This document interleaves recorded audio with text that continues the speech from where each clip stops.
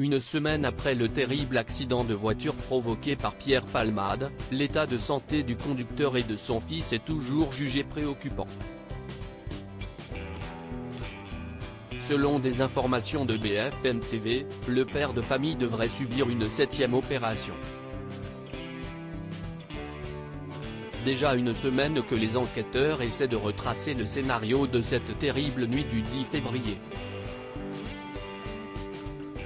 Sur la départementale 372, dans la commune de Villiers-en-Bière, la Peugeot 3008 conduite par Pierre Palmade s'est déportée de l'autre côté de la voie, percutant violemment un autre véhicule où se trouvaient 3 membres d'une même famille, le conducteur et son fils de 6 ans, ainsi que sa belle-sœur enceinte de 7 mois. Les séquelles physiques de cet accident sont terribles, et le coupable tout désigné. Le comédien, testé positif à la cocaïne, avait pris le volant après des jours d'orgie et a été mis en examen pour homicide involontaire et blessure involontaire.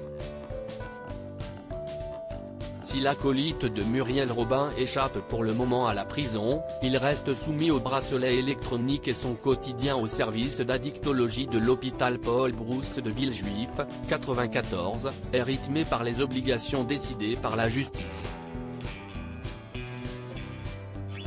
Plus comme avant. De son côté, la famille des victimes, insensible aux excuses de Pierre Palmade, a annoncé sa ferme intention de porter plainte contre lui.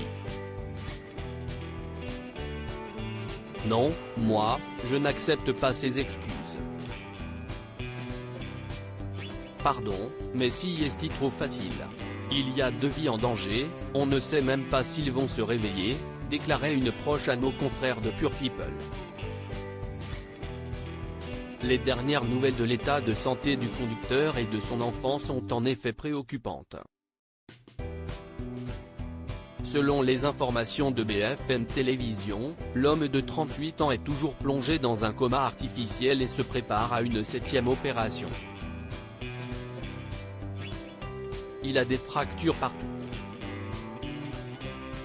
La jambe, les bras, les épaules. Il n'a rien à la tête, mais tout est cassé chez lui, a dévoilé son neveu. Ils ont essayé de le réveiller, mais la douleur était trop forte. Quant à son petit garçon, souffrant de graves vertiges, il pourrait ne pas sortir indemne de cet accident. Il a la mâchoire cassée et a reçu un choc sur la tête.